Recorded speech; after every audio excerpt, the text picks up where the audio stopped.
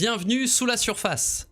Dans cet épisode, j'ai le plaisir de t'emmener à la rencontre de Julia Duchossois. Bercée par la lumière d'une famille illustre du cinéma français, elle s'est appuyée sur les océans pour transcender les épreuves majeures de sa vie et redonner un deuxième souffle à son existence. Des scènes de théâtre au plancher des océans, il n'y a qu'un pas. Aujourd'hui, elle partage cet élan de vie en s'inspirant de la magie du monde marin. Elle nous confie les moments clés qui lui ont permis de se construire, de se réaligner avec ce qui l'a fait vibrer, conjuguer son art du spectacle au service de la biodiversité marine. Je suis très heureux de la recevoir et de partager cette rencontre avec toi. Bon épisode.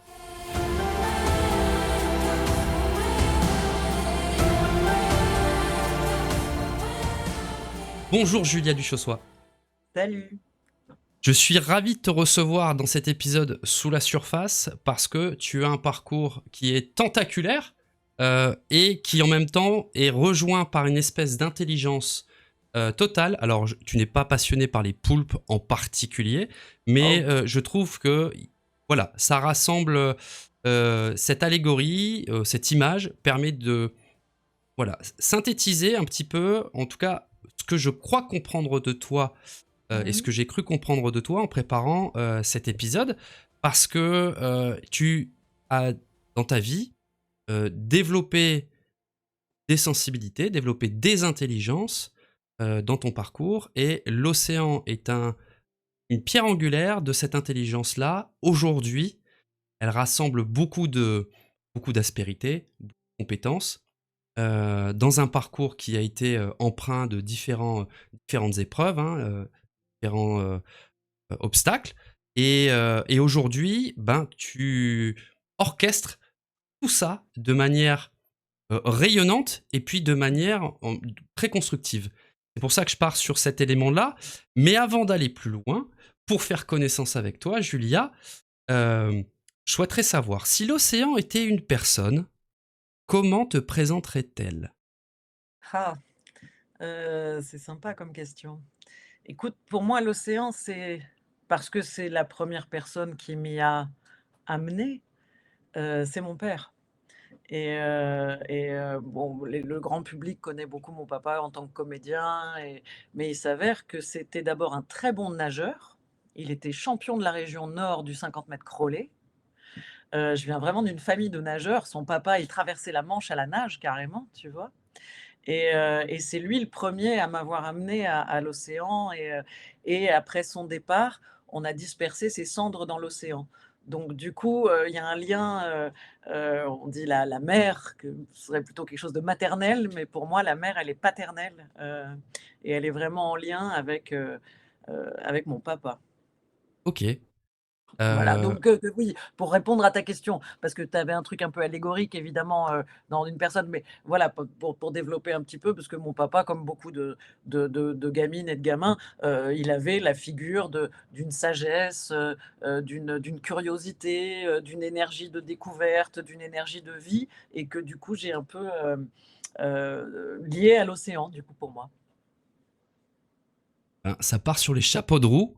Donc, Ouais. cet, héritage de l'océan et pour toi prend racine avec que ton père avait comme lien lui-même avec. C'est ça, il y a eu une transmission vraiment, tu vois, de l'amour de la mer, comme c'est le cas dans beaucoup de familles, hein, voilà. Et après ça, il y a eu un phénomène assez marrant parce qu'il est physiologique.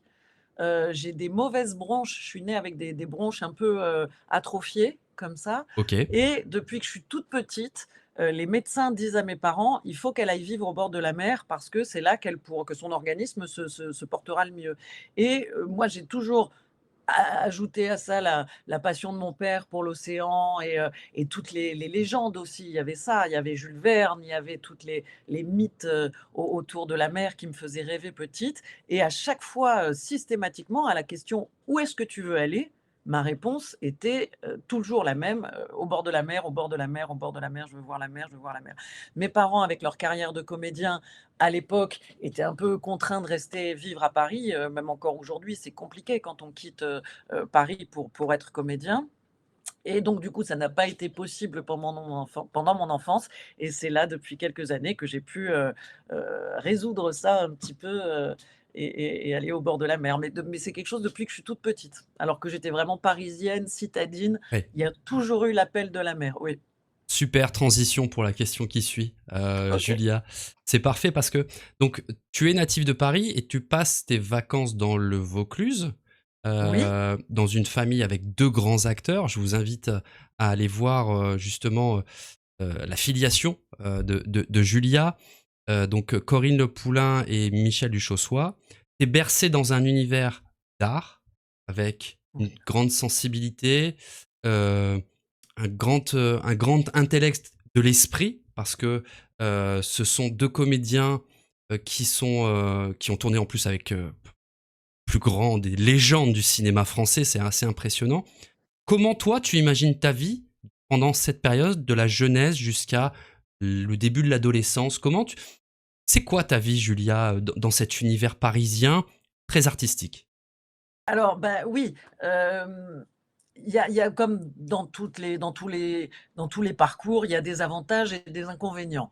Il y a un vrai avantage, c'est qu'effectivement, j'ai grandi entourée de personnes qui étaient, curieuses, et assoiffées de culture, d'art, dans plusieurs disciplines, essentiellement le théâtre. Il y a même je suis la quatrième génération du côté de ma maman, hein. Il y a eu avant, il y a eu mon grand-oncle Jean Le Poulain qui était, di administrateur de la Comédie Française, avant ça encore la maman de Jean Le Poulain, elle était chanteuse. Enfin voilà, il y a depuis plusieurs générations, j'ai toujours eu la chance, parce que je considère ça vraiment comme une chance, d'avoir été baignée autour d'esprits, qui avaient envie de se cultiver, d'apprendre, d'être curieux, et puis, qui avaient il y avait une qualité artistique, une qualité de réflexion, une qualité, voilà, des grands noms, des artistes qui venaient à la maison. J'ai toujours été entourée, en tout cas, de cerveaux que je trouvais, brillants, et qui, du coup, m'entraînaient, moi,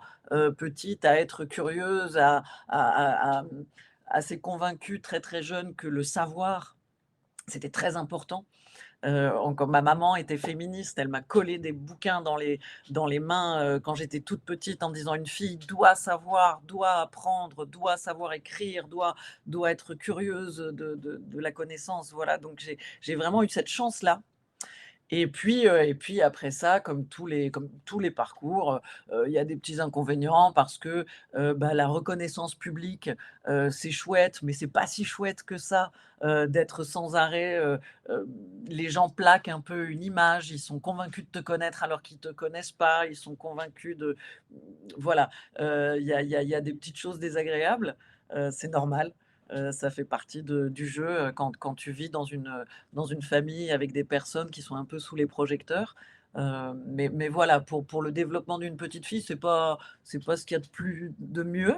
Mais voilà, avantages, inconvénients, d'un côté quelque chose d'un peu déstabilisant dans la construction parce que sous le regard des autres beaucoup, beaucoup, et puis, gros avantage d'avoir été entourée d'esprits, qui m'ont vraiment appris à être curieuse.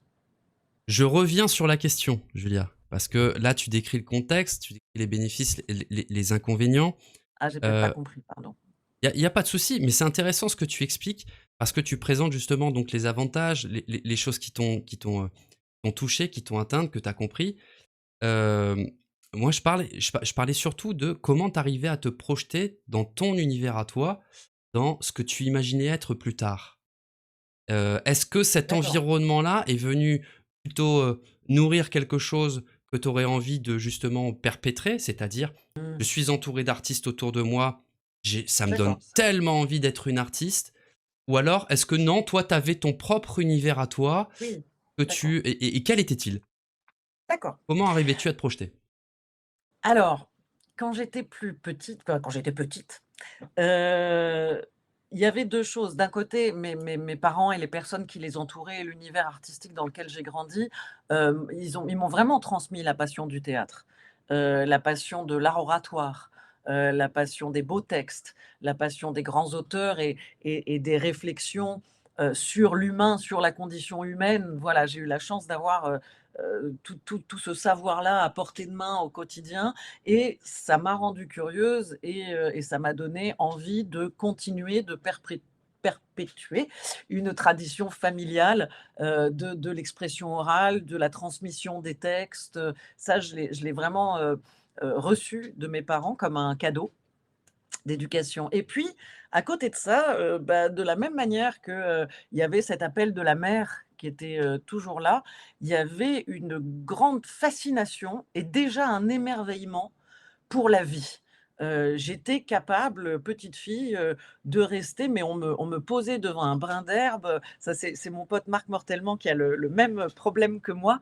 On est capable de rester 2 heures à fixer une plante ou un animal ou, je sais que parmi les plongeurs, on est nombreux à souffrir de ce problème, qui est en fait une qualité, mais on va se fasciner pour la vie. Et donc, j'ai débarqué, moi, à 17 ans, à la table familiale en disant, bah, j'aimerais vachement faire des études de biologie. Et mon père, en panique, mais vraiment, m'a dit: des études, mais Julia, mais comment tu vas gagner ta vie? Je suis désolé, tu vas monter sur un plateau, comme tout le monde dans cette famille», et du coup, à l'inverse de la plupart de mes camarades comédiens qui, eux, ont eu à affronter, un système familial, pour réaliser leur passion de comédien, bah, moi, ça a été un peu l'inverse. Je voulais devenir biologiste et puis mes parents m'ont dit: «Bah, non, dans la famille, on fait du théâtre, on monte sur un plateau». Ce que j'ai fait, sans aucun regret, au contraire, parce que c'est un métier formidable et que j'aime profondément. Et puis c'est plus tard, je ne veux pas empiéter sur tes prochaines questions, donc c'est plus tard que j'ai pu découvrir, l'amour de la mer et de la biologie marine. Voilà. Bah écoute, parfait. Je comprends effectivement tout ça. Il y a en filigrane quelque chose comme savoir comment exister dans une famille où finalement la lumière est présente et très intense Mmh. sur les parents et comment l'enfant arrive à trouver sa place et à trouver sa propre voie et à pouvoir trouver sa propre lumière dans, dans ce monde et dans cette vie. Donc, cette parole-là, elle vient faire autorité parce que derrière, donc tu fais un bac littéraire, si je dis pas de Ouais. bêtises. Derrière, tu Histoire de l'art. voilà, tu fais histoire Histoire de de l'art l'art en plus contemporain, ouais. et après derrière, donc tu vas faire des cours et jusqu'à intégrer les cours Florent, heu Mmh.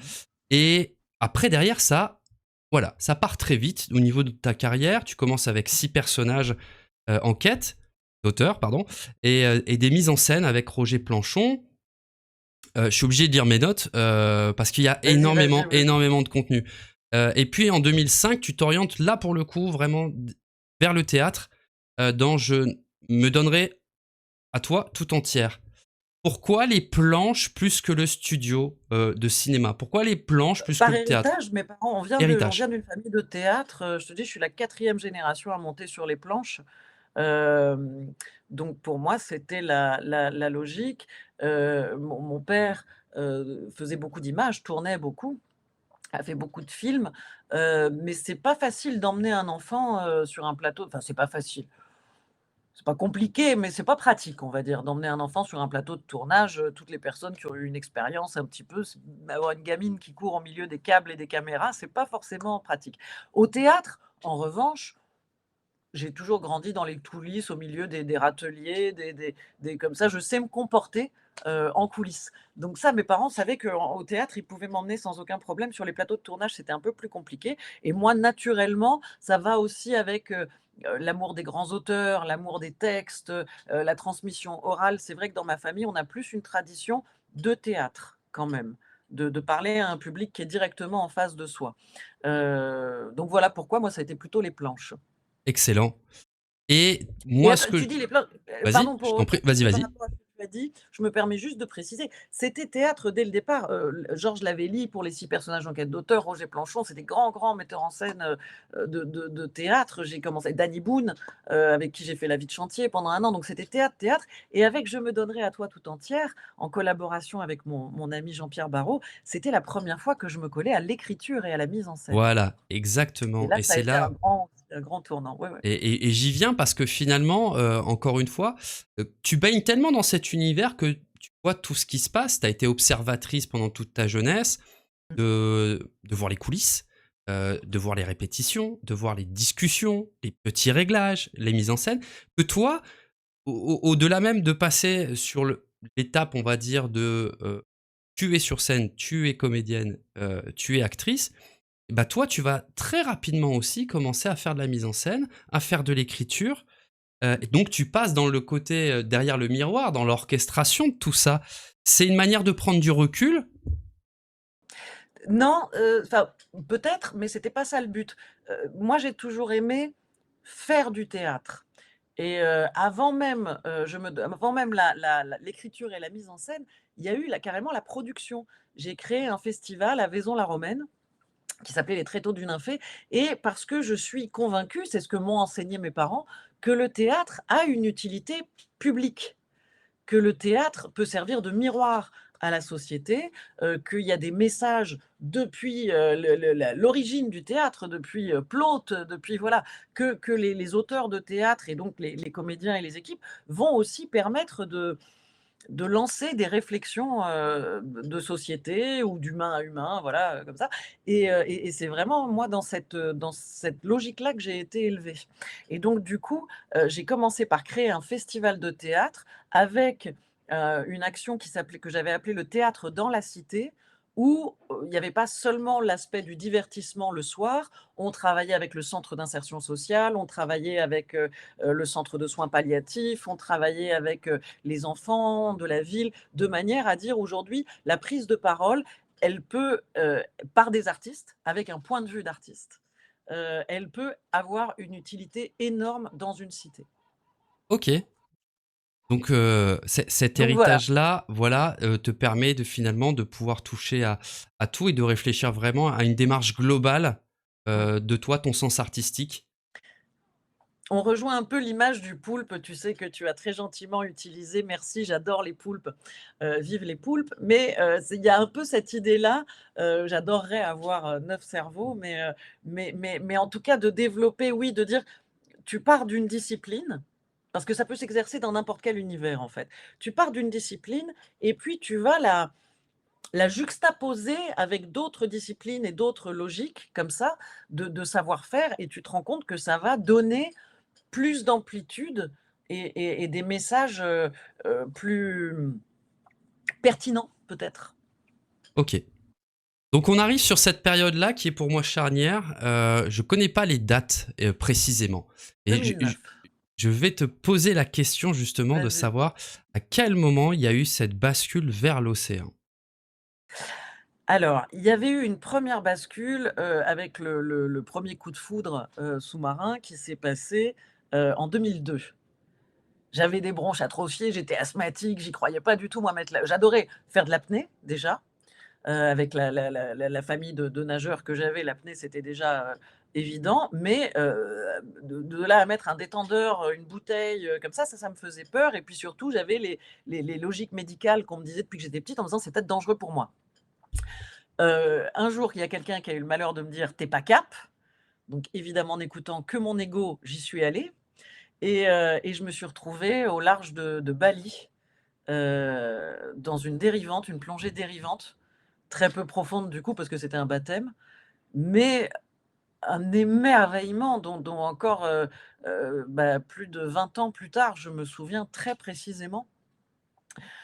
Comme si ça dansait tout autour de moi, quelque chose de formidablement gracieux, un rythme doux, mais voilà et je suis ressortie de l'eau en disant: «Waouh, je veux plus jamais arrêter ça, je veux continuer, je veux» voilà et c'est comme ça qu'il y a eu une première passion pour la plongée sous-marine et après ça a été après le départ de mon papa où, j'étais arrivée jusqu'au rescue, tu vois? En passant mes niveaux comme ça, en vacances à chaque fois, en essayant de comme la plupart, des gens qui commencent la plongée comme ça et puis en 2012, c'est le départ de mon papa. Je me retrouve face à un thérapeute qu'il faut un peu rassurer, qui s'inquiète parce que voilà, je suis en deuil, il faut en parler, bon et j'essaie de le rassurer en disant: «Non mais c'est bon, moi j'avais qu'une seule peur, c'était de perdre mon père et puis là, je l'ai perdu, donc maintenant j'ai plus peur de rien».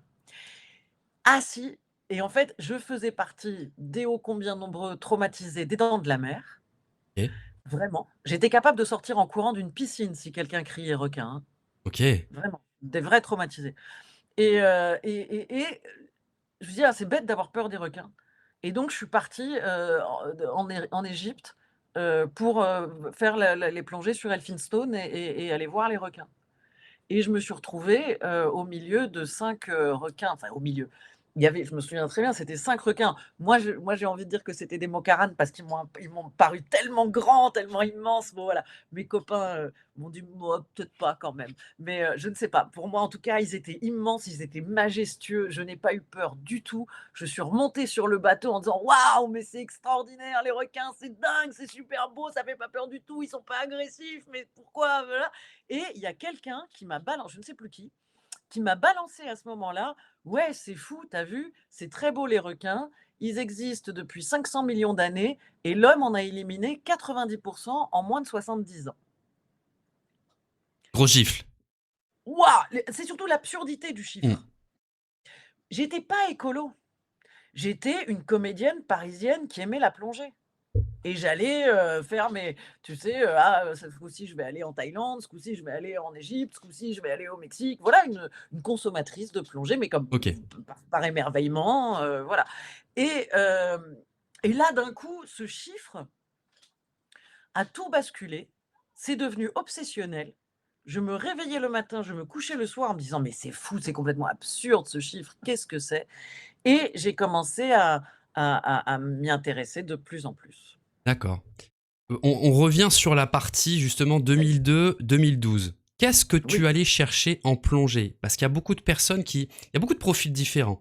Il y a ceux qui vont aller chercher des rencontres, il y a ceux qui vont aller chercher des ambiances, il y a ceux qui vont aller chercher l'addiction à la profondeur, l'adrénaline, les rencontres animales.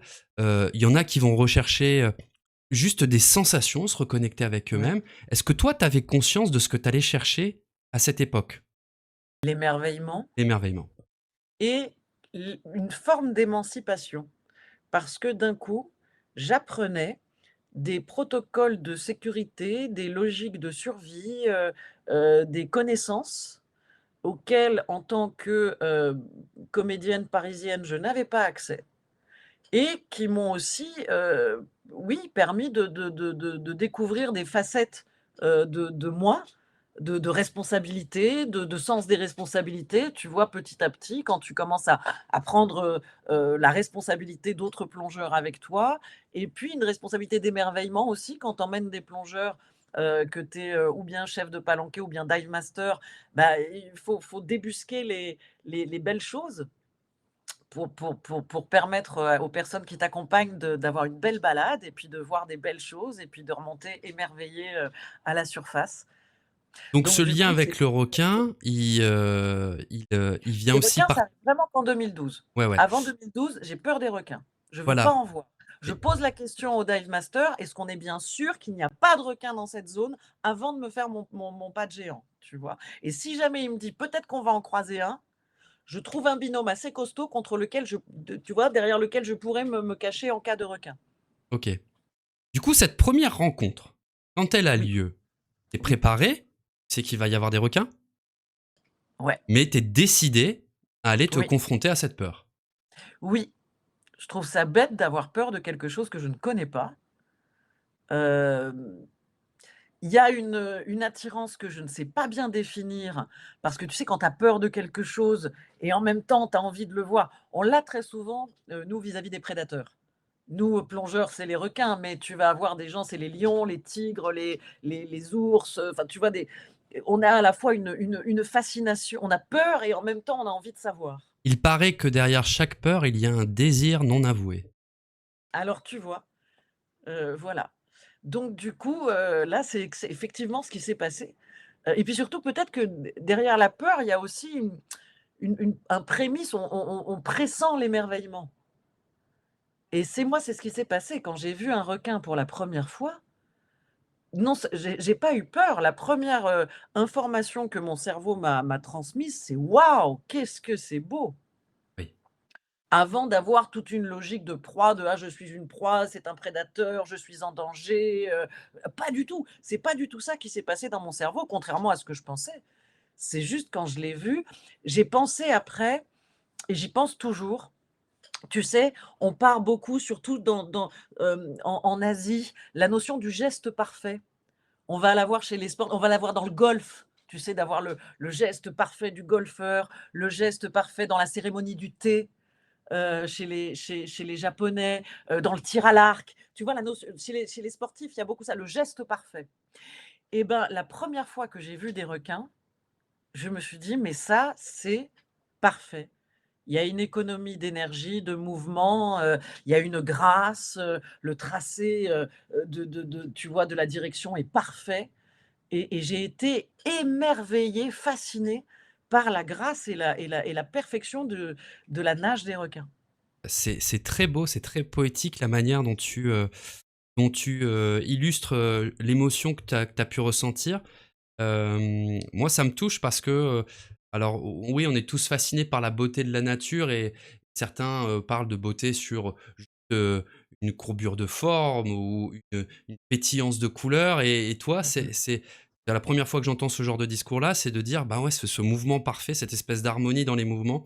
Ouais, effectivement, quand tu vois un animal, quel qu'il soit, on pourrait croire que c'est décousu ou que c'est agité ou que c'est, mécanique ou alors qu'il y a quelque chose qui est, je suis d'accord, de l'ordre de la perfection et parce que tout est optimisé, Mmh. tout est travaillé après, hein. Les l'animal vit dans son environnement et donc c'est adapté à son environnement, donc c'est conjuguer son environnement.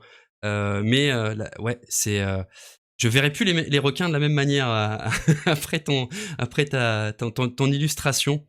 Et puis tu sais, sur les Vas-y. requins, ça c'est appuyé, pour moi quand on dit, tu sais qu'on dit que les requins dansent? Non, je savais pas. Alors très souvent, alors je sais pas si c'est pas que les éthologues, non, non, je crois que même au niveau des biologistes marins parce qu'en fait, la plupart des requins, j'ai pas envie de dire tous les requins parce que je suis pas sûre, mais une grande majorité de requins ont un mouvement perpétuel, tu sais? Et vont onduler, comme ça et du coup, il y a beaucoup de des personnes qui les étudient qui ont dit: «Mais en fait, ils c'est pas tant qu'ils nagent avec un effet, de nageoire pectorale comme ça, il y a vraiment une notion de danse» et on dit souvent qu'on danse avec les requins. Excellent, excellent. Enfin, que les Heu, requins dansent et que si tu nages à côté d'eux, ton imaginaire, d'humain, de petit être humain, qui n'est pas fait pour l'eau, peut se raconter qu'il danse avec les requins. Je non, suis mais pas c'est sûre que les requins vont se dire: «Je danse avec un humain», tu vois? non, non, bien évidemment, on est plutôt pato dans l'eau de toute façon pour eux. Ouais. Non, c'est intéressant. Moi, je trouve ça toujours fascinant, les déclarations des amoureux de la mer et les déclarations de telle ou telle espèce. Et il y a un adage qui dit que la beauté est dans l'œil de celui qui veut la voir. Mmh. Et effectivement, en fait, on peut simplement tous changer d'angle sur une espèce, pour y trouver une beauté, particulière et ton témoignage, est, est empreint de cette fascination. Heu, Depuis cet événement-là, où tu découvres les requins, j'ai l'impression qu'il y a une volonté, consciente ou inconsciente, à la limite, on s'en moque, mais Ouais. d'aller à la rencontre, de multiplier les rencontres après derrière avec ces requins-là, dans toutes tes opportunités de te mettre à l'eau, heu, je m'égare ou pas? Tu cherches Non, des non. spots où il y a que des requins, ou tu vas et Bah, tu plonges là où tu peux et s'il y a un requin, tant mieux? alors, au-delà de ça, non seulement je cherche des spots, mais je vais carrément me mettre à travailler, puisque je deviens, dive master en 2013, je crois, 2013 ou 2014. 2013, je pense et je pars, à Malapascua, où, on c'est l'ouverture du premier French Kiss Diver, après Koh Tao, c'est un club de plongée, voilà, et donc je me retrouve avec les requins-renards tous les matins. On va y revenir sur Donc cet épisode-là, si tu veux bien, mmh mh, Julia. d'accord. Donc il y a cet aspect plongée, donc qui prend une dimension tout autre avec une rencontre animale emblématique, qui là Mmh. te marque, voilà, au fer rouge.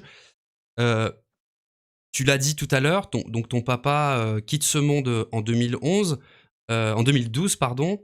Toi, en 2011, tu commences à faire, des petites voilà, des petites percées, on t'aperçoit dans Bref. Oui. Tu multiplies, voilà, de la mise en scène dans, Nadia Rose. Tu interviens, tu es actrice, tu joues un rôle avec Michel Leb dans Le Tombeur. Donc les choses continuent d'avancer pour toi. Tu fais Le Chant des Oliviers avec, Jean-Claude Dreyfus, un acteur extraordinaire. Quand j'ai découvert ça, j'ai halluciné. Heu, voilà, les choses s'enchaînent et les choses commencent à vraiment devenir très complémentaires parce que tu es quasiment sur tous les fronts, mise en scène, actrice, hem, donc mise en scène très soutenue, hein, notamment avec Nadia Rose, Shirley évidemment. Soignon surtout aussi. Voilà, j'allais le dire, Shirley et Soignon, donc aussi en 2015. Donc tu es actrice et metteuse en scène. Euh, et là, patatras, 2015, c'est ta maman qui rejoint ton papa. Oui, oui, oui, oui, oui, oui. C'est-à-dire que pour garder la logique comme ça du parcours, si tu veux, la mise en scène, elle se développe, depuis 2009. J'ai commencé avec Shirley en 2009, voilà, il y a Nadia Rose, absolument, les pièces de théâtre et je commence pendant ces années-là, justement, jusque 2015, je suis tiraillée parce que, bah, pour exercer mon métier et gagner ma vie, c'est Paris. Et puis pour développer cet émerveillement et cette nouvelle passion et cette nouvelle fascination, les requins, très souvent, c'est la ceinture tropicale quand même, en gros. Et donc du coup, je fais des allers-retours, je vais passer 1 mois ici et puis je reviens 2 mois à Paris et puis je vais repasser 2 mois là et puis je reviens passer 1 mois à Paris, à l'époque, on parlait pas encore d'empreinte carbone, donc du coup, je faisais ça, sans conscience, et puis, et donc je me retrouve tiraillée entre mes 2 passions. Surtout. En train de Je commence à avoir j'ai toute une partie d'un moment de ma vie où je me dis: «Ah entre, il y a 2 choses que j'aime faire mais que je n'arrive pas à où je suis écartelée». Ok. Paraît-il Et que tout est la vie possible. nous prépare à chaque instant à l'acte suivant. Ouais, Donc 2015, un peu à la même manière, donc c'est souvent les épreuves et les départs, hein, qui nous mettent devant des passages à l'acte, en tout cas des révolutions dans notre vie. 2012, ton papa, 2015, ta maman. Et là, tu t'orientes complètement, ouais, tournes complètement. Alors, tu fais des saisons en monitrice de plongée, on en parlera un petit peu plus tard, mais ouais. tu passes aussi ta certification pour devenir cadreur sous-marin. Ah non, ça c'est beaucoup plus tard. Ça, c'est encore plus tard? Ouais, en 2015, je suis devenue instructrice Ouais, et je suis allée à Playa del Carmen pour passer mon instructorat parce que je voulais, à l'époque, la spécialisation requin bulldog. C'est une formule, chez PADI, qui est possible, voilà. Et donc du coup en 2015, ce qui se passe surtout, c'est qu'après le départ de mes 2 parents, à chaque fois que je rentre dans un théâtre, ou bien c'est quelqu'un qui, plein de bienveillance, vient me dire: «Oh ma chérie, tes parents» et voilà, ou bien c'est moi qui le regard tombe, sur une affiche ou bien sur quelque chose et donc en 2015, pourtant tout se passe très bien au théâtre. Effectivement, c'est à ce moment-là que je suis en train de jouer avec, Jean-Claude Dreyfus. Je suis sur les 2 spectacles. Je joue à 19h avec Jean-Claude Dreyfus, à 21h avec Michel Leb. Je cours entre les 2 théâtres en même temps. Enfin, la carrière de comédienne se va vraiment très, très bien. Mais, il me manque quelque chose et donc je déc et puis surtout, il y a ce deuil qui devient difficile à faire et qui est tout le temps, hem, cette tristesse un peu omniprésente du coup. Et donc je pars et je pars passer mon instructorat, à Playa del Carmen et puis là, il y a vraiment une grosse bascule puisque, je du coup, bah, j'ai la possibilité d'exercer, d'emmener les gens voir les requins, ouais. c'est exactement ce que j'avais perçu. Je te donne mot à mot la question que je m'étais notée parce que ce n'est qu'une intuition, mais j'avais noté que j'avais l'impression que la plongée t'avait offert une transition dans ta vie pour te Ouais, reconnecter à la part vivante en toi. Ça correspond, ça correspond exactement. pas? C'est très joliment formulé, c'est exactement ça. Oui, oui, Ok, oui. À la part plus que oui, à la part vivante et j'ai envie de dire à la part qui a envie de vivre. ouais.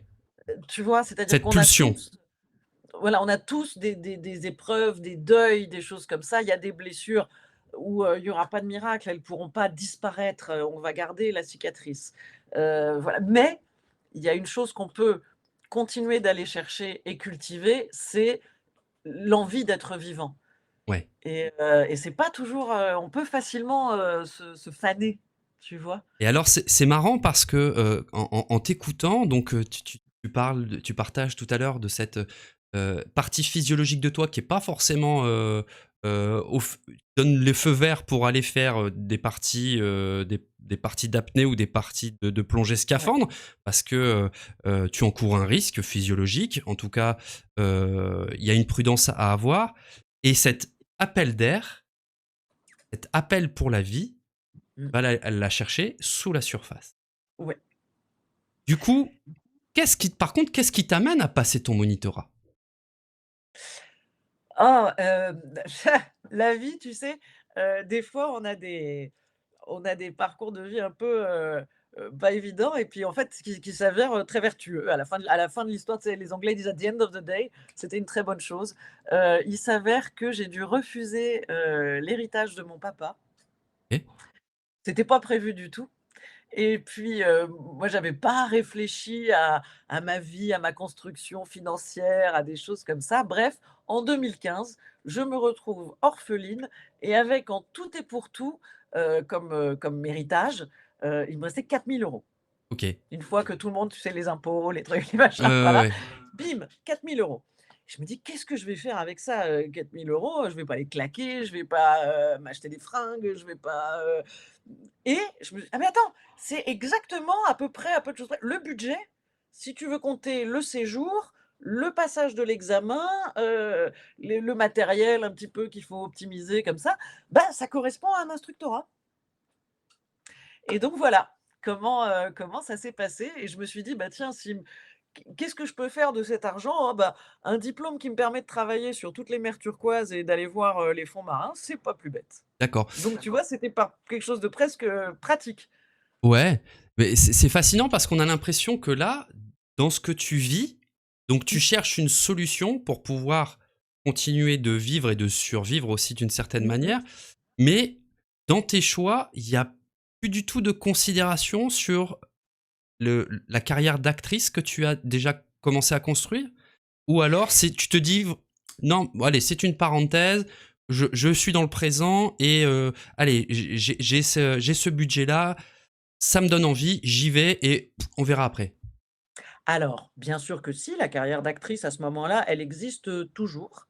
OK. Après, je vais te faire une grande révélation, figure-toi que ce n'est pas la carrière la plus sécuritaire, d'un point de vue financier.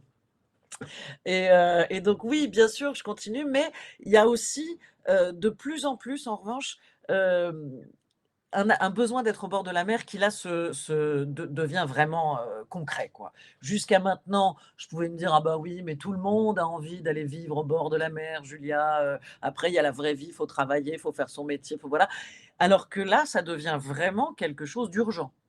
OK. C'est-à-dire que j'ai la chance de travailler dans des grands théâtres avec des formidables comédiens, avec des formidables metteurs en scène, vraiment dans des situations enviables, pour une comédienne et je ne suis pas heureuse. J'arrive au théâtre le soir, alors que je vais m'adresser à 600 personnes, enfin que j'ai vraiment une chance quoi, que je suis très bien positionnée en tant que comédienne, à un très bon endroit. J'arrive au théâtre le soir en disant: «Oh là là là là là là, vivement que je puisse partir». Ah oui. Parce que la mer me manque, les requins me manquent, les protocoles de plongée, mon matos me manque, enfin voilà, mes palmes me manquent, voilà et oui, donc oui, de plus en plus, je bifurque parce qu'il y a au-delà, de l'amour, voilà, dans l'absolu de la plongée et de la mer et de tout ça, il y a vraiment un besoin physique, et en tout cas une espèce de dépression latente quand je suis pas au bord de la mer. OK. Tu arrives à conjuguer, à articuler, donc entre passion des requins, monitorat de plongée et rôle d'actrice, et des contrats que tu dois honorer ou voilà, qui se présentent à toi. Comment tu arrives à articuler tout ça? Bah, ça s'articule en fait, parce qu'au théâtre, même quand on est comédien, on travaille pas 12 mois par an. OK. On est engagé sur un projet pour 1 mois, 2 mois, 3 mois et puis après ça, on sait qu'on va avoir 4 mois off et qu'on va repartir sur un autre projet pendant 1 mois et puis après ça, qu'on va avoir 1 mois off et puis qu'on va repartir sur un autre projet pendant 4 mois. Donc du coup, si tu veux, au début d'une année de comédien, tu sais déjà qu'il va y avoir des temps où tu vas où moi je enfin je savais en tout cas, j'arrivais à organiser un planning. Mais ça restait quand même, il fallait faire concession des 2 côtés, du coup. Il y avait des choses que je pouvais pas faire en tant que comédienne parce que j'allais partir trop longtemps, sur une destination, hors de France et puis il y avait des jobs ou des envies d'aventure comme ça que je pouvais pas où je pouvais pas accompagner mes potes plongeurs parce que moi, il fallait que je rentre à Paris 1 mois, 2 mois, voilà. D'accord. Donc la racine de ton activité, ce qui fait, vraiment, point d'ancrage, ça reste quand même toujours cette carrière que tu voilà, que tu continues, que tu pérennises, que tu approfondis.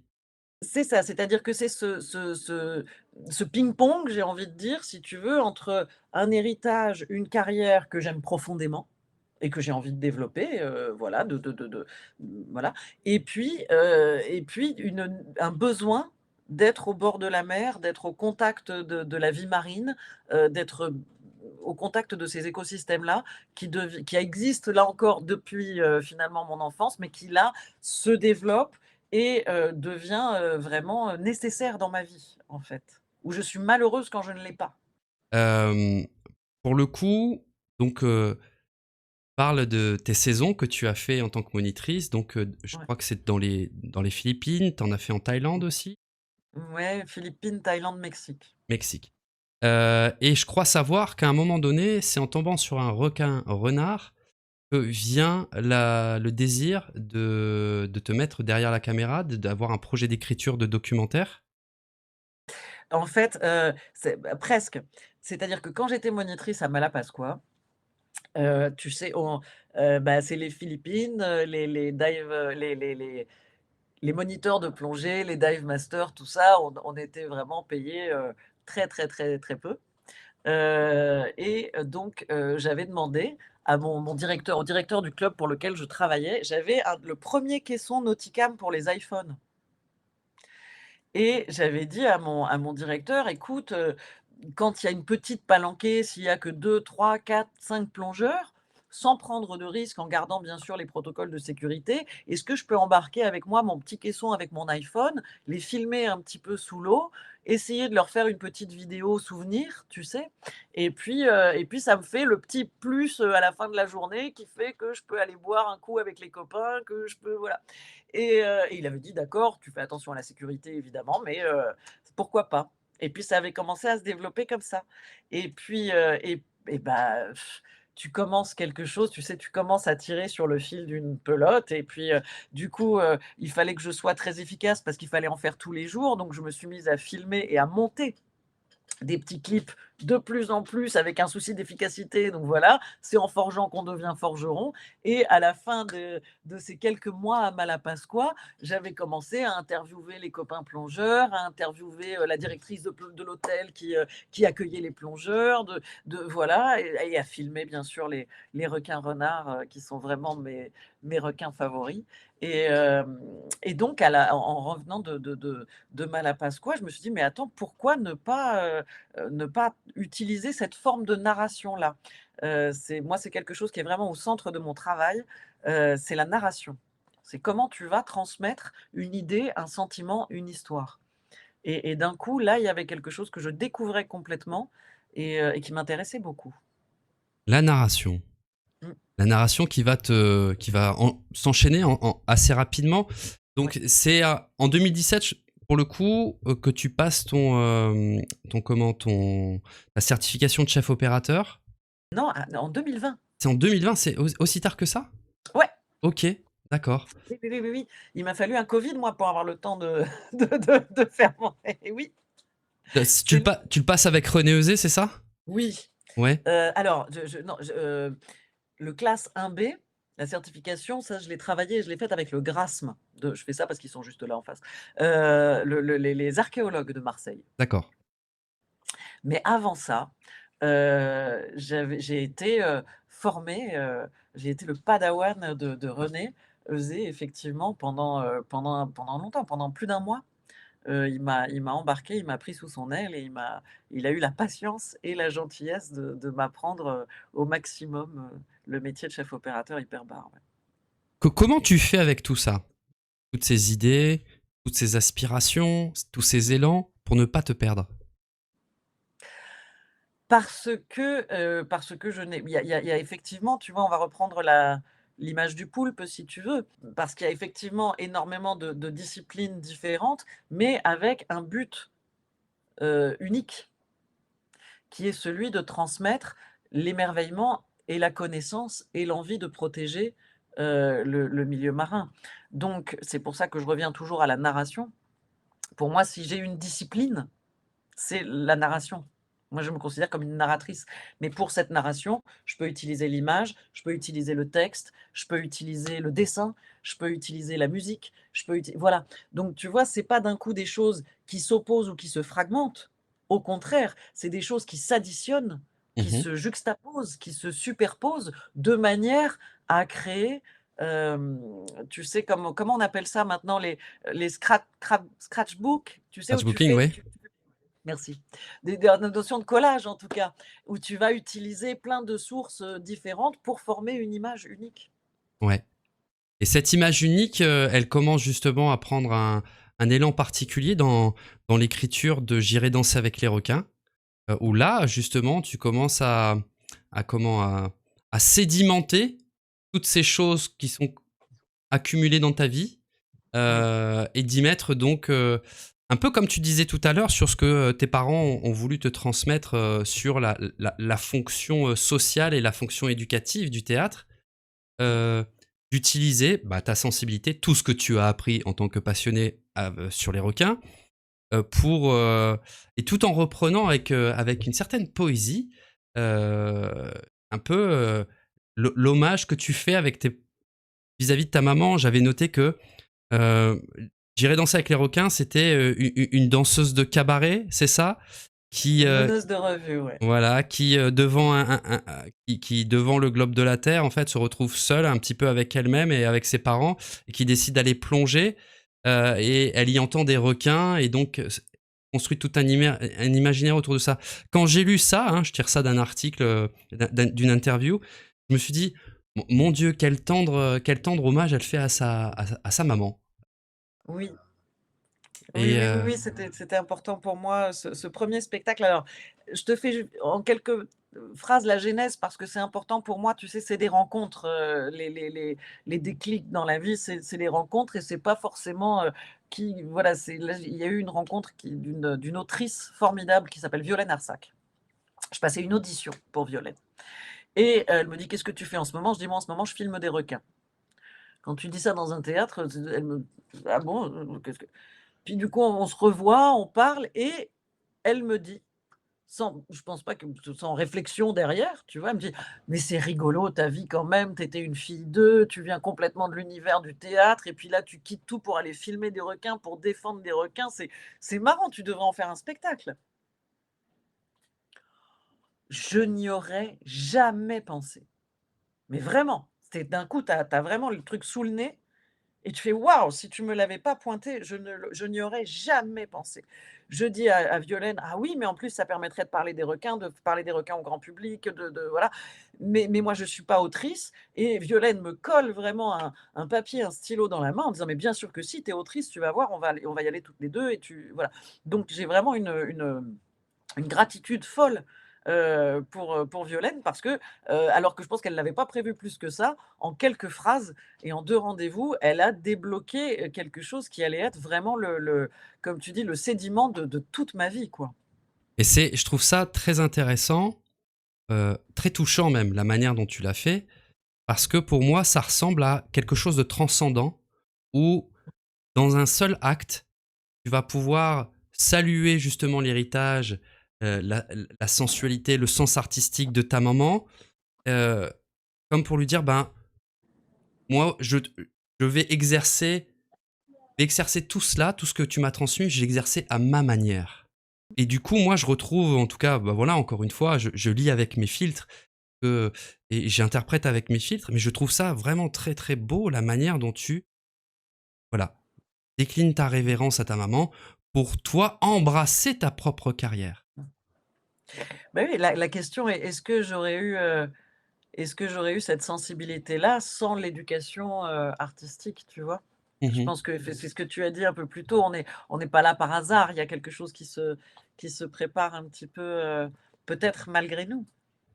Sur ton premier projet d'écriture, J'irai danser avec les requins, là aussi, il y a quelque chose qui est assez intéressant. C'est probablement ta capacité de comédienne d'empathie, d'être capable de te mettre à la place de quelqu'un, qui fait que tu vas utiliser la technique de la personnification pour faire parler tes personnages déjà dans ce premier projet d'écriture, J'irai danser avec les requins, où tu vas utiliser finalement des traits de caractère humains pour illustrer voilà, des pensées, des émotions, des positions de requins.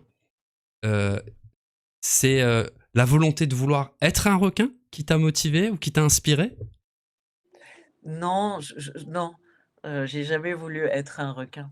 Mais en revanche, j'ai toujours utilisé l'anthropomorphisme, depuis que je suis petite. Tu sais, je vois un chien passer, je me mets à faire parler le chien, c'est un truc que j'ai, comme ça. Il y a eu évidemment, pour ceux, qui connaissent la vie privée des animaux, qui était par Bouchité, j'étais fan absolu de ce programme, je le connaissais par cœur, mais parce qu'il résonnait, avec quelque chose que j'avais déjà en moi. J'ai toujours adoré faire parler les bestioles, faire de l'anthropomorphisme. Les biologistes te diront: «Faut surtout pas le faire quand on étudie, d'un point de vue scientifique, parce qu'on va prêter des intentions, des émotions, des manières de réfléchir typiquement humaines à des organismes qui ne sont pas humains, donc on y va un peu, on n'est pas sûr du tout». Mais moi, j'avais vraiment besoin, et aussi pour quelque chose que j'ai découvert et dont je suis de plus en plus convaincue dans mon travail, et c'est pour ça que j'utilise l'anthropomorphisme, c'est parce que je pense que pour qu'il y ait empathie, il faut qu'il y ait ressemblance. Une des raisons pour lesquelles les poissons, sont moins défendus, moins activement défendus que les mammifères, par exemple, c'est parce qu'ils n'ont pas d'expression faciale, ils n'ont pas de corde vocale, on ne peut pas les entendre crier. Un poisson, ça ne pleure pas. On ne peut pas voir entre un poisson qui souffre pas et un poisson qui souffre. Si juste on te le montre, comme ça, va dire lequel des 2. Heu, voilà. Donc pour qu'il y ait une empathie, il fallait des ressemblances humains, et de dire, d'un point de vue artistique, hein, biologiquement, on ne peut pas le formuler comme ça, mais d'un point de vue artistique, regardez, ils sont comme nous. Oui. Ils ont peur comme nous, ils ont une culture comme nous, hem, ils ont besoin de protéger, leurs semblables comme nous. Ils ont, voilà, en tout cas de trouver, des ressemblances, de manière à ce que le grand public qui était dans la salle, qui voilà, ou qui est dans la salle, n'ait plus cet écart. Là encore, je ne sais pas si ça t'a choqué, ça a évidemment choqué Bloom à juste titre, mais la pub Intermarché de ce petit loup, qui veut se faire des copains et donc arrêter de manger. Il dit: faut arrêter de manger des animaux, et il va pêcher, et il se fait un gros poisson pané, et voilà. Donc ça veut dire quand même que pour le grand public et pour les personnes qui ont imaginé cette publicité, qui en soit charmante, hein, dans le message, mais ça raconte que les poissons ne sont pas des animaux. Donc on est bien sur ce problème d'empathie, heu, qui fait qu'on a encore ce petit erratum à corriger quand même Ouais, dans nos esprits. espèce de réflexe justement limité par rapport à notre détachement de la réalité matérielle, parce que finalement aujourd'hui cette publicité a été faite par des personnes qui n'ont pas forcément de lien avec la mer et de sens, c'est-à-dire que on va chercher les poissons quand ils sont pas panés dans des marchés ou dans des supermarchés ou dans des boîtes. Ça constitue un objet et Oui, il est complètement Heu, voilà, cet animal-là est complètement dépossédé de sa nature totale. oui. Tu vois, regarde, François Sarano, il le souligne très, très justement avec un simple mot de vocabulaire. On parle de stock de poissons. Mmh. Est-ce que tu as déjà entendu parler de, si on te parlait de stock d'enfants? Non, mais on y vient progressivement, hein, Oh oui, oui, oui, il faut qu'on se méfie vraiment avec les de quotas. oui, oui, oui, il faut qu'on se méfie de nous-mêmes. Mais en tout cas, tu vois, sur un truc de vocabulaire comme ça, de considérer des êtres vivants comme un stock, Oui, c'est flippant. ouais. 1er essai, première écriture, tu joues, c'est le kiff? Tu es aligné quand tu joues? Je suis alignée quand je joue, oui, mais surtout à la ce qui le ce qui se passe à ce moment-là d'intéressant, c'est après les représentations, et c'est de voir des gens qui ont jamais enfilé une paire de palmes, qui ont jamais mis la tête sous l'eau, venir me voir à la fin du spectacle en me disant: Mais c'est vrai ce que vous dites sur les requins, qu'il y a à un moment donné un rapport avec l'oxygène, que c'est vrai qu'on en extermine comme ça, qu'on coupe leurs ailerons et puis qu'on rejette le corps, c'est vrai que et d'un coup, il y a eu une curiosité de la part du public qui pour moi a été mais un réconfort et une validation, totale de: «Ils sont pas au courant et ça les intéresse». Alors que jusqu'à maintenant, on était sur l'idée où, voilà, de dire: «Oui, mais la biologie marine, dans le divertissement, pour le grand public, ça va intéresser qui? Ça va être une niche, ça va être, voilà». Et là, d'un coup, moi, je le vis sur le terrain, de voir des gens arriver et il y a eu, je te donne juste cette toute petite anecdote, dans les choses aussi qui me confortent, bien sûr qu'il y a eu toutes les choses sympas, des gens qui s'intéressaient en disant: «Mais alors qu'est-ce qu'on peut faire? Alors il faut défendre l'océan, alors voilà». Et il y a eu une dame très chic, qui est venue me voir comme ça à la fin de la représentation et qui m'a dit: «Mais mademoiselle, si c'était vrai tout ce que vous dites sur les requins, les gouvernements feraient quelque chose». Et j'ai été tellement, je lui en ai pas voulu à cette dame, mais je me suis dit: «Waouh, on en est là,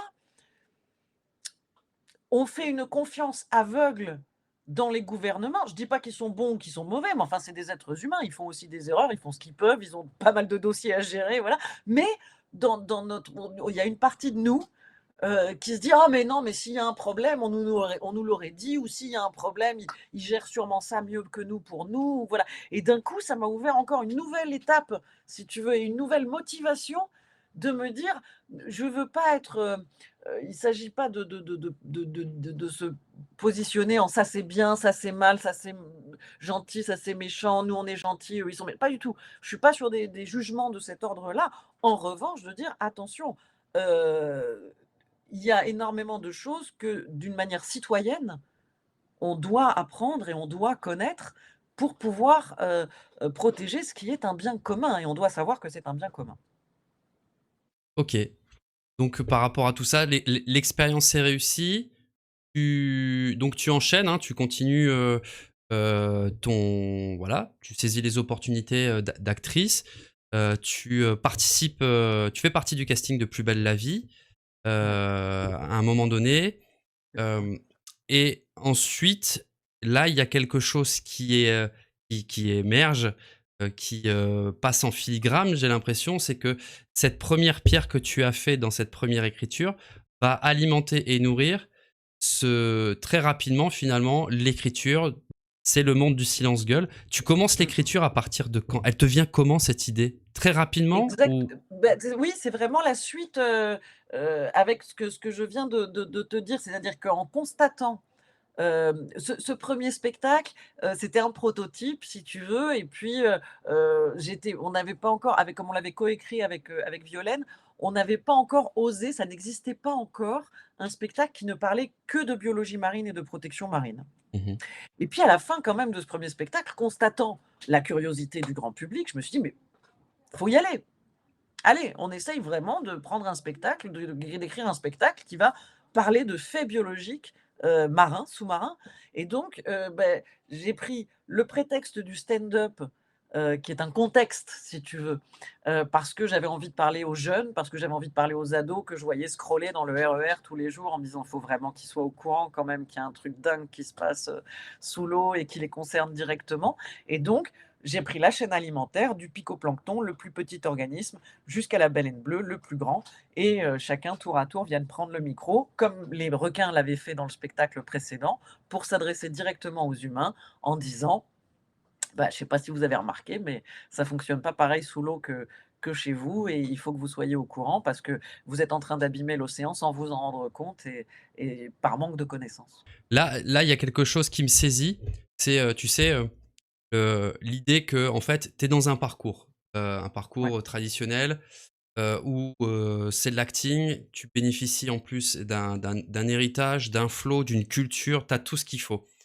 Bon, tu parles justement de tes tournages, film des requins. On te reprend, on te dit voilà, mais attends, tu filmes des requins alors que tu as tout cet héritage. Il y a des personnes qui essayent de te rattraper à cet univers-là, à cette créativité-là pour te dire attention, enfin, tu te perds, tu vas perdre un petit peu tout ce que tu as construit en acting. Là, tu es un petit peu en train de le dézinguer ou tu perds en crédibilité ou il y a des personnes qui essayent de te rattraper?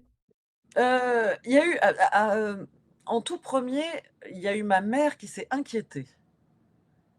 Parce que aussi, cette vie de monitrice de plongée, c'est par rapport à une vie de comédienne qui est donc essentiellement comme enfin pas essentiellement, mais beaucoup, sur, l'image, sur, il faut de moins en moins, heureusement, on commence à déconstruire beaucoup, beaucoup l'image de la comédienne, mais traditionnellement, on va dire une comédienne, il faut qu'elle fasse attention à ses cheveux, à ses ongles, à son poids, à ce qu'elle porte, voilà et puis moi, je lâchais tout ça, mais alors sans aucun problème.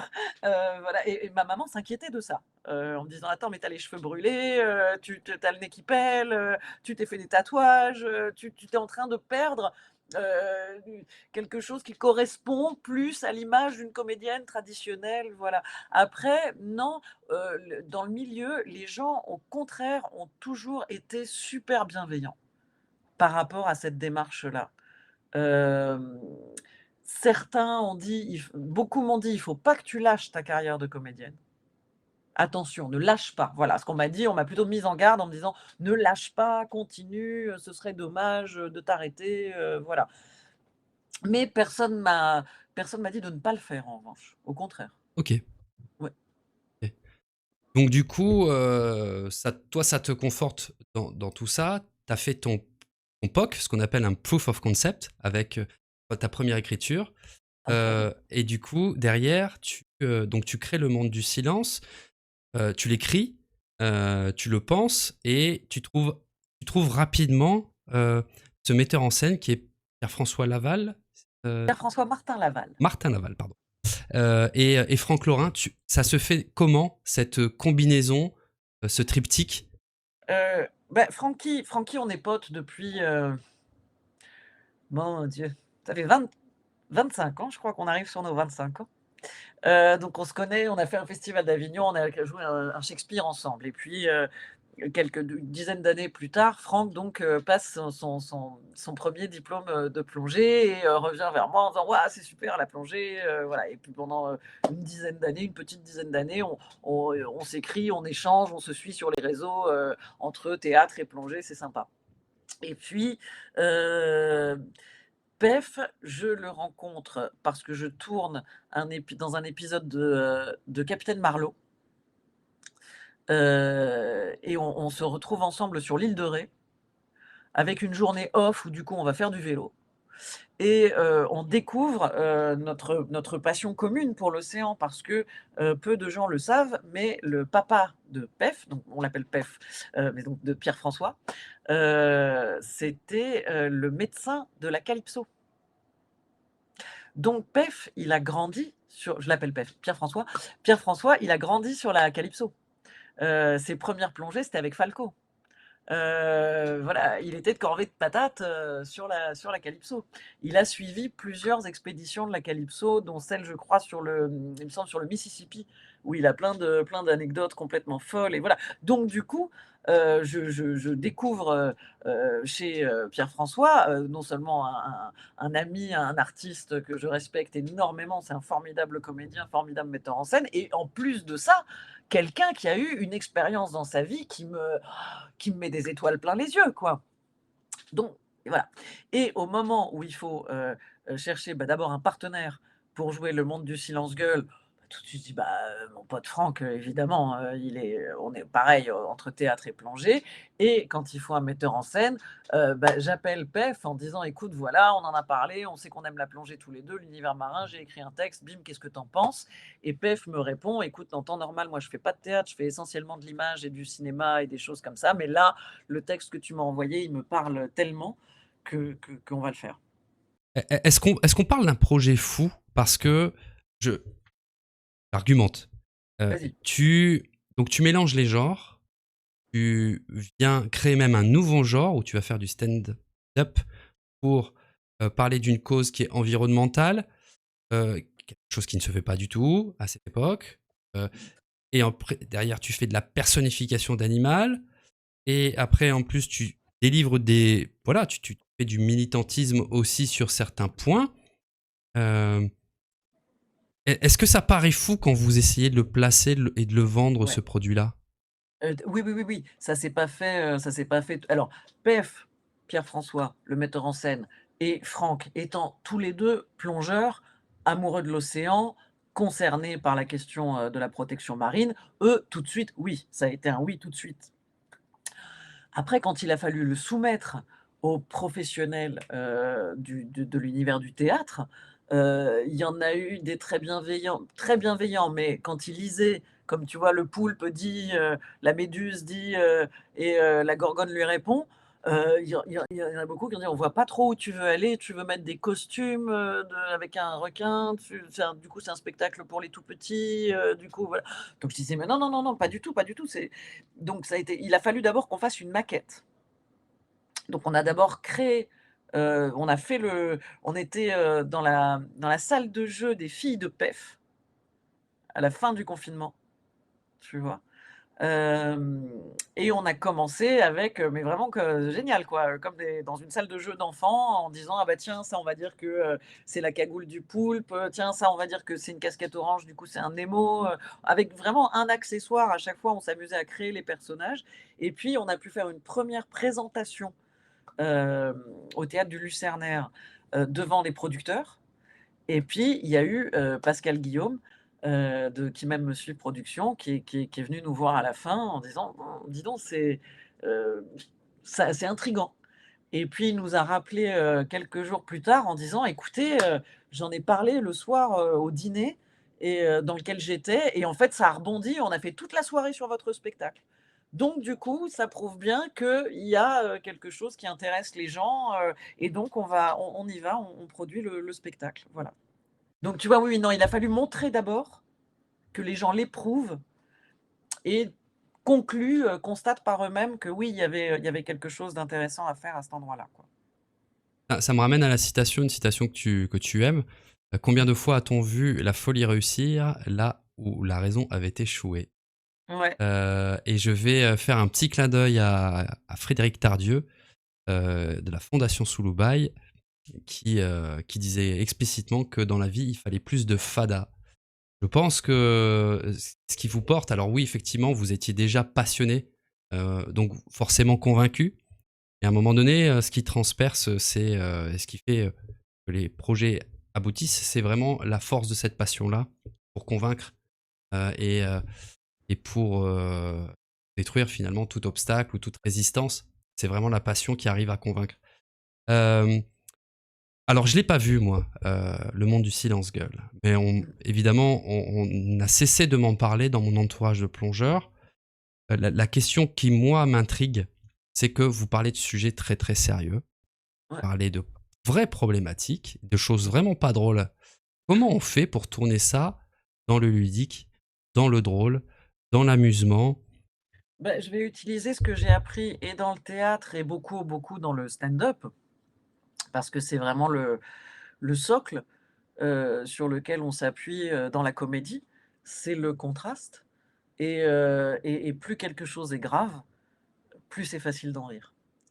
En fait, enfin facile, attendez, il y a grave et grave. Mais, je pense que, un des ressorts principaux dans l'écriture de la comédie, c'est le contraste.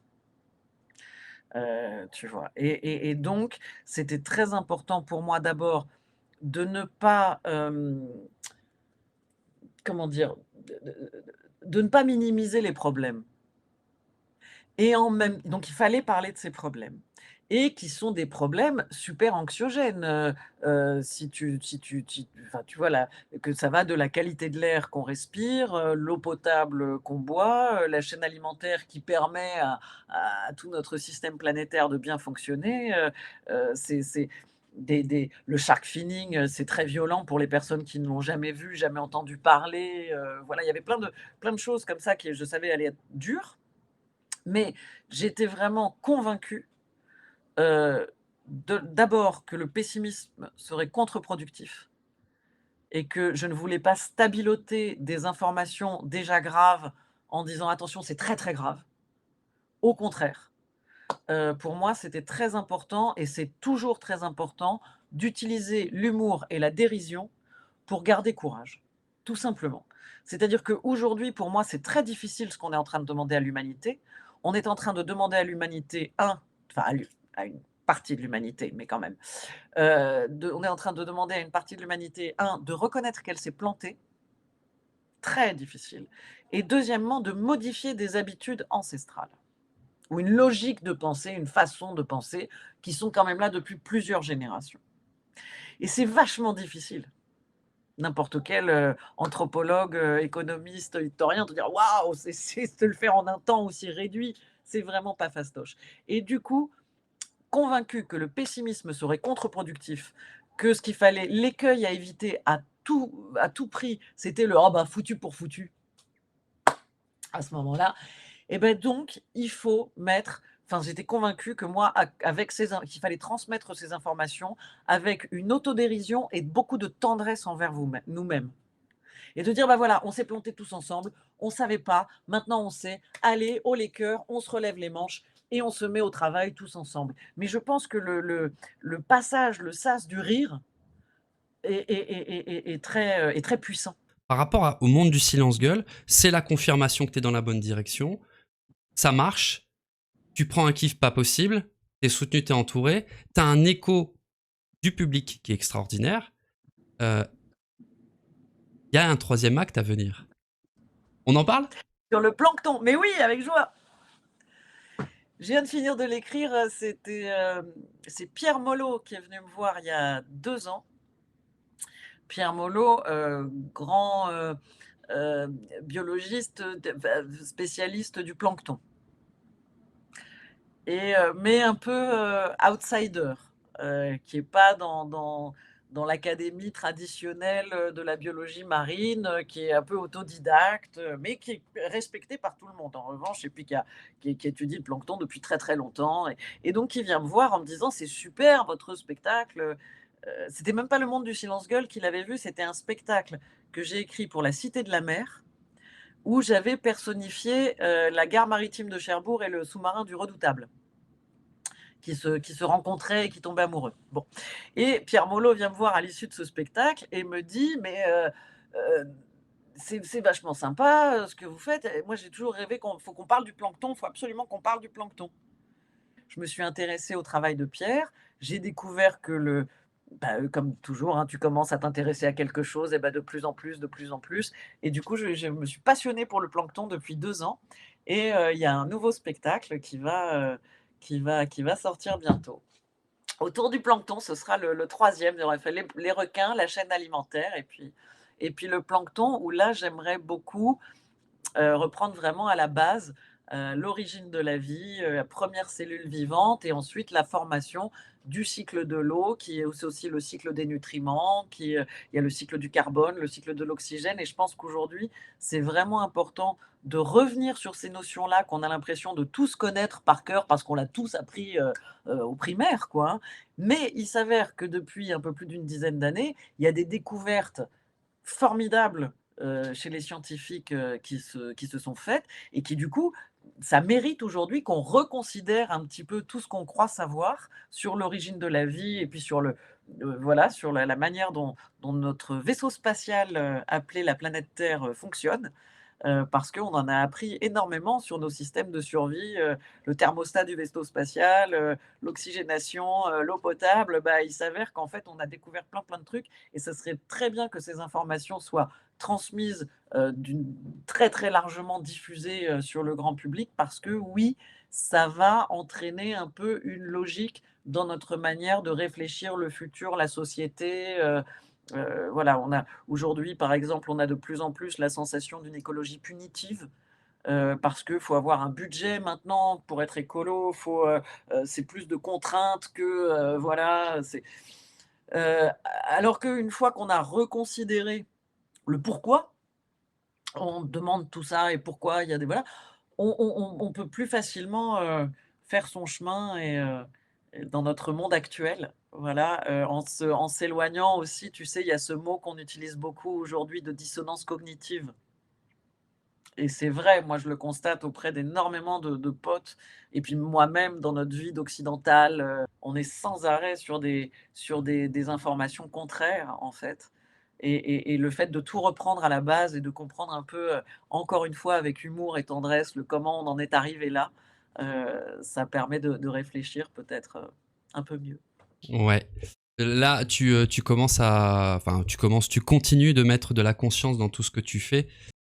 Sur ton parcours, donc là, tu es dans l'écriture de ton troisième spectacle sur le plancton. Je te remercie d'avoir partagé avec nous, voilà, ce projet, hein, qui ne demande qu'à naître. Euh, Pendant ce temps-là, donc tu continues ta carrière. Voilà, tu continues ta carrière, tu prends des rôles. 2025, c'est marqué par Ma mère, Dieu et Sylvie Vartan. Tu donnes la réplique à Ouais. Jonathan Cohen. Comment Mmh. tu passes d'un monde à l'autre comme ça? Du monde de la plongée, du théâtre. Comment tu arrives encore une fois, à rester toi en changeant aussi souvent d'environnement? Parce que les environnements nous influencent. Et, Mmh. euh, et pour le coup, ça Oui, doit être déstabilisant, non? non, parce que je serais peut-être plus déstabilisée si j'avais affaire à un environnement radicalement, différent, mais là, en termes justement d'énergie et d'humain, que ce soit en plongée, que ce soit sur un plateau de cinéma, que ce soit dans un bureau de production de théâtre, je suis entourée de personnes, hem, qui ont mis au cœur de leur vie l'émerveillement Ok. et la passion, de la vie. Donc j'ai envie de te dire que franchement, entre une conférence de, François Sarano et une discussion avec Ken Scott, le réalisateur, de Dieu, ma mère, Sylvie Vartan, en termes d'énergie, tu n'auras pas une différence, si importante en fait. Parce que tu es face à 2 personnes qui ont à cœur, qui sont passionnées par un sujet et qui vont le transmettre et qui, de par leur passion vont et Mm. de par leur propre émerveillement vont transmettre ça. Donc on va dire que c'est des disciplines différentes, tu vois? Avec des techniques différentes. Mais de la même manière, c'est comme si d'un coup je te disais: «Ah oui, mais alors comment tu fais, pour faire du tech le matin et puis du snorkeling l'après-midi?» C'est 2 choses qui n'ont rien à voir. Bah si, tu vas observer de la vie marine dans les 2 cas. En termes de ressenti, voilà, moi j'ai pas un ressenti si différent quand je prépare, une mission de chef opérateur hyperbar ou, une scène sur un plateau de tournage avec des conditions techniques compliquées. Heu, il y a quelque chose en fait de Ok. très similaire. Ok, excellent. Bah, ça valait le coup de poser la question parce que Ouais. pour les personnes qui ne sont pas dans ces environnements-là, c'est vrai qu'on peut se Mmh. poser la question. Et c'est profond ce que tu dis parce qu'au final, c'est la personne qui est en face de toi, c'est l'humain qui est ton dénominateur Ouais. et qui permet finalement d'être ta boussole aussi pour savoir comment tu te situes. 2025, c'est aussi connoté sur ta prise de rôle dans comment la série Un si grand soleil. Un si grand soleil, ouais. Là, t'incarnes un personnage un peu badass. Alors, ton papa disait que les rôles de méchants avaient un intérêt particulier parce qu'ils te permettaient de te mettre à la place du méchant et de pouvoir le défendre, ce Ouais. personnage-là. Moi, c'est quand j'ai lu ça dans une interview de toi, je me suis dit à quand finalement une prise de position pour te mettre à la place de ceux qui mettent le bordel dans le monde. Le troisième spectacle, tu es invité cordialement à la première. Bah, écoute, formidable. Oui, Euh, sur le troisième spectacle, en fait, c'est pas, je veux pointer personne du doigt parce que je pars du principe que tout un chacun, en fonction du moment où on nous prend dans notre vie, de ce qui vient de nous arriver, de ce dont on a peur, de voilà, l'humain est pas, monolithique, quoi. On a du plus, on a du contre, on a du voilà. En revanche, je pense qu'il y a une façon de penser, des façons de penser, qui aujourd'hui sont à observer et à remettre en cause. Notamment cette fameuse loi du plus fort. Combien de fois on m'a dit, ou j'imagine que c'est quelque chose qu'on entend quand même assez souvent: «Ah oui, mais tu comprends, dans la nature, c'est la loi du plus fort». C'est faux, archi faux, va demander à n'importe quel biologiste, pas du tout la loi du plus fort. qui régit, la nature. C'est à chaque fois des symbioses ou voilà, du win-win, on va dire, que c'est ça que cherche la nature en général, et de la régulation. Heu, c'est à chaque fois que quand on me dit: «Mais oui, mais les requins», je dis: «Bah oui, mais le requin mange à sa faim et ne va pas manger, et peut s'arrêter de manger pendant 10 jours si d'un coup, ça va pas, correspondre, à l'équilibre de l'écosystème, ou à son besoin, biologique», tu vois? Donc voilà, donc c'était surtout sur le prochain spectacle, c'est à ces a priori là surtout que je voulais, m'attaquer. Oui, puis sur ce témoignage que tu faisais de ton père, cet encouragement-là, euh, c'est intéressant parce que il y a aussi cette démarche de compassion et d'humilité de dire qu'en fait, il n'y a jamais réellement quelqu'un de méchant, donc que des circonstances qui les poussent à devenir méchants. Il y a toujours une explication à la méchanceté. Mmh, Ça part souvent d'une peur, ça part souvent d'une mauvaise expérience passée. Et pour moi, l'humain n'est pas foncièrement cruel ou méchant envers son environnement. Il y a toujours des conditions qui viennent à l'emmener sur la justification d'une cruauté, la mmh, justification d'un acte qui est en fait accessoire et qui est passé, parce que oui, ça fait partie d'un rituel, ça fait partie d'une culture, etc. etc. Et, cetera, pour être moi-même tombé dans ce travers de condamner, parce que ça me faisait souffrir intérieurement, donc je condamne l'autre, mais en réalité, la personne en face de moi est juste une personne humaine, avec ses mmh, émotions, avec ses dilemmes, et avec tous ces travers, ce qu'on pourrait appeler des vices ou des démons, euh, qui viennent créer quelque chose dans ma réalité qui est source de souffrance. Et c'est pour ça que je te faisais ces références particulièrement à cette citation-là, mmh, c'est de reconnaître en fait que malheureusement, la cruauté, la méchanceté est mmh. un le dernier refuge d'une personne parce qu'elle n'a pas d'armes pour pouvoir dépasser sa propre réalité et ses propres démons, quoi. Oui, je pense que j'ajouterais à je suis tout à fait d'accord avec tout ce que tu viens de dire, j'y ajouterais, il y a un problème d'éducation aussi. Évidemment. Heu, Parfois on peut être victime de son éducation. Typiquement, quelque chose qu'on malheureusement, tristement, on voit souvent, quelqu'un qui a été battu, qui va lui-même devenir agressif ou colérique dans sa vie parce que, bah, c'est tout ce qu'il connaît, c'est ce qu'on lui a appris, c'est comme ça qu'on lui a appris à s'exprimer, voilà. Peut-être que s'il y a une chose que je condamnerais aujourd'hui, c'est le manque d'empathie, Oui. tu vois? Parce que ça, pour le coup, c'est vraiment, contre, écologique dans le sens, l'étude de ce qui nous entoure et le bien vivre ensemble, quoi. Et qu'aujourd'hui, il y a vraiment une éducation à l'échelle humaine au niveau de l'empathie. Il ne s'agit pas de tous nous traumatiser en ne voyant que la souffrance qui nous entoure et de plus réussir à se lever le matin tellement les autres êtres vivants souffrent, au contraire. Mais en revanche, comme on le disait tout à l'heure, on parle plus d'êtres vivants en utilisant le mot stock. On essaye d'apprendre et d'avoir les informations pour comprendre comment fonctionne ce qui est différent de nous. Toujours avec tendresse et bienveillance, dire: «C'est hyper compliqué de changer une habitude, parlons c'est encore plus compliqué de changer une tradition qui t'a été enseignée par des gens que tu respectes, que tu considères comme des maîtres, que voilà, c'est très compliqué de remettre la parole des maîtres en cause et que pour le faire, il faut de la tendresse et du bon sens». Tu la tires d'où cette bienveillance? Ah! Alors le premier c'est mon papa, j'en reviens souvent à lui. Mon père, il disait une phrase de Marivaux, Marivaux ou Beaumarchais. C'est une phrase qu'il disait tout le temps. Il disait: «En ce bas monde, il faut être un peu trop bon pour l'être juste assez», et je suis d'accord avec ça. Et ensuite, avec la non pas la religion, mais la philosophie bouddhiste et le rapport de cause à effet. En fait, une fois que tu as, un petit peu travaillé sur le rapport de cause à effet, la gentillesse, c'est tout sauf de la faiblesse, c'est du bon sens. C'est ne fais pas à l'autre ce que tu veux pas qu'on te fasse et puis essaye de faire aux autres de leur donner l'attitude que tu aimerais bien les voir avoir aussi. Ouais. Tu cultives un chant religieux, un chant spirituel personnellement?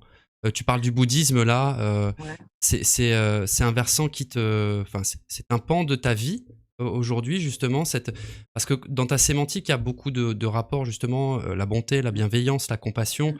donc c'est une sémantique qui est riche. Je sais que ta maman était très pieuse, Mmh. hem, c'est quelque chose qu'elle t'a transmis et que tu perpétues toi de ton côté?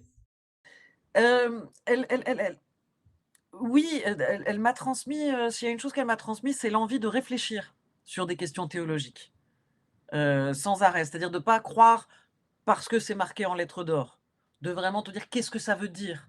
Et Mmh. pourquoi c'est marqué en lettres d'or? À quel moment il y a eu pourquoi on a eu besoin d'écrire ça en lettres d'or?» Tu vois? Elle m'a mise dans une école, catholique. J'étais à Notre-Dame-des-Oiseaux, le plus vieux couvent de France quand même pendant 6 ans. Et là, j'y ai découvert, mais elle m'accompagnait, hein, dans cette, logique-là, l on va dire le manque de pertinence du dogme et les écueils du dogme.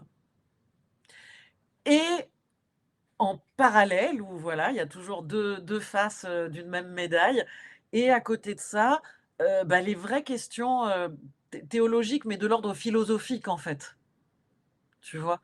Et moi j'ai adoré, il y a un prêtre, une religieuse qui m'a dit, quand j'étais petite, «Attention, tu peux réussir dans ta vie et tu peux réussir ta vie, ce sont 2 choses très différentes». C'est des phrases comme ça, moi, qui m'ont vraiment servi de, voilà, de chemin, et où d'un coup, c'était pas le fait d'avoir tout compris ou quoi, mais de continuer à se poser des questions et de pas prendre pour acquis quelque chose juste parce que c'était écrit plus gros qu'ailleurs ou juste parce que c'était quelqu'un qui parlait plus fort ou qui était au-dessus des autres qui le disait. Voilà, donc oui, c'est de ma maman que je garde cette spiritualité que j'ai comme ça, de mon papa aussi, parce qu'il y avait une notion de bonté, qui pour moi est une spiritualité, et ensuite la rencontre avec, les bouddhistes, oui, les lamas, D'accord. mais plus par là encore une fois, par bon sens. Je trouve ça formidablement logique, mais comme une démonstration mathématique ou scientifique. Tu vois, comme la ce que ça va avec la petite démonstration que je t'ai faite tout à l'heure avec le gamin qui tombe du vélo, le discours du papa, le discours de la maman. C'est du bon sens, en fait. Tu vois, c'est pas tant de la spiritualité avec des trucs magiques et qui viennent du ciel ou quoi. Non, c'est hyper pragmatique. Ouais. Par rapport à tout ça, ce sera ma dernière question, Julia. Heu, Quel sens tu donnes à tout ça et de ce que tu réalises aujourd'hui? On est en 2026. Quel sens tu voudrais prolonger à tout ça? À tout ce que tu as réalisé, tu as commencé à construire dans ta vie, toute cette cohérence que tu essayes de mettre en place? Quel sens aujourd'hui tu y trouves et quel sens tu aimerais y donner pour la suite?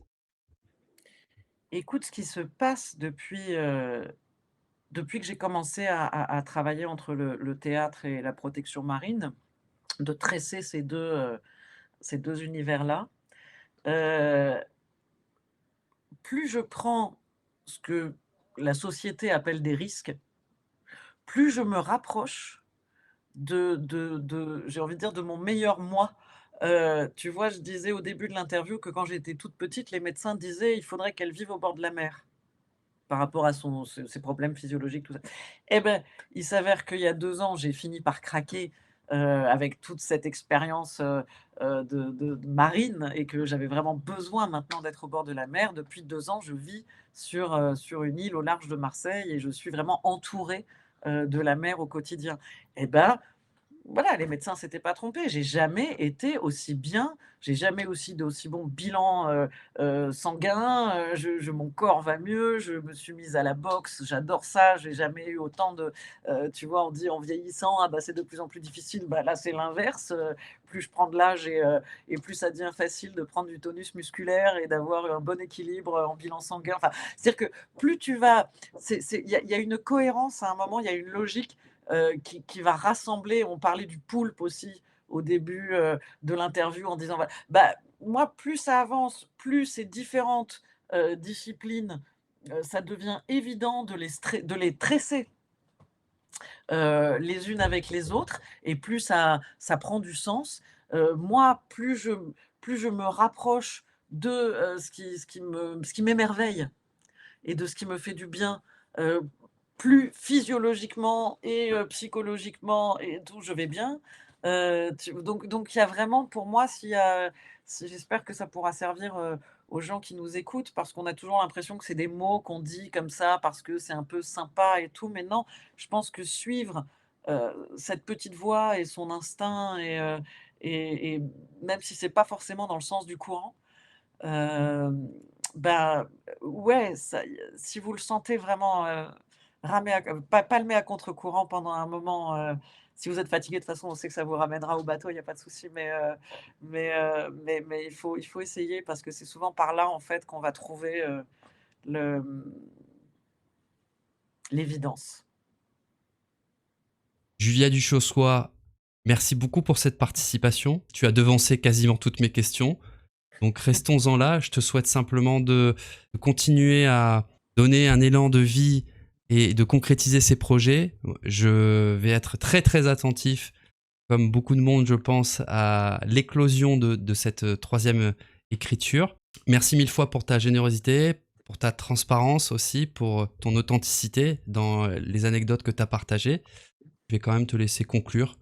Donc écoute, oui, si je devais dire une dernière chose, heu, on est dans un univers, heu, de plus en plus stressant, de plus en plus matérialiste, de plus en plus, anxiogène, où on va se refermer sur soi de plus en plus et on se rend compte qu'en suivant cette petite voie, en suivant sa passion, en suivant ce qui nous émerveille, et bah, on se donne le meilleur moyen de traverser, et d'évoluer les uns avec les autres et au lieu de nous renfermer comme ça, je pense qu'aujourd'hui, regarder ce qui nous entoure, regarder la vie qui nous entoure, se reconnecter un peu justement à cet essentiel, heu, on le sait maintenant, on est vraiment constitué de poussière d'étoiles. C'est vraiment, ces météorites qui se sont, cognées les unes contre les autres, qui ont fini par former les minéraux essentiels qu'on va retrouver dans notre sang, dans nos muscles, dans voilà. On vient vraiment de tout ça. C'est pas juste des belles phrases. Il y a un moment où la poésie, en fait, elle est très scientifique et de plus en plus, on s'en rend compte de plus en plus et donc voilà, je souhaite à tout le monde que l'émerveillement et cette poésie-là, elles permettent de se reconnecter à des choses très concrètes, très essentielles et qui nous permettront à tous et à toutes, de vivre mieux.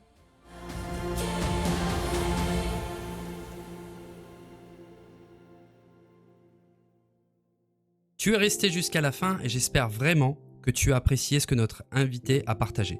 Si tu veux découvrir d'autres secrets sur les océans et plonger encore plus profondément dans cet univers, abonne-toi. C'est le meilleur moyen de soutenir ce programme et permettre à d'autres personnes de pouvoir en profiter.